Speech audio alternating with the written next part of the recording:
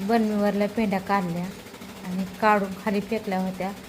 तर ते खाली फेकलेल्या आणखीन कुटी पैसे आणून टाकल्या आणि टाकल्यावर असं मग ती पेंडी सोलली म्हणजे मोकळी केली की म्हणजे पटपट कुटी करता येते.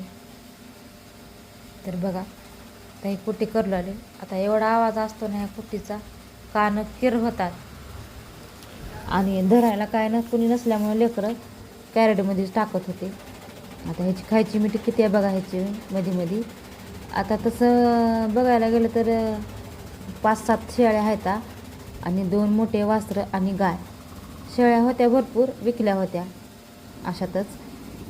विकायच्या नव्हत्या पण ते काम अडचण आली जरा पैशाची म्हणून विकल्यात आल्या. बघा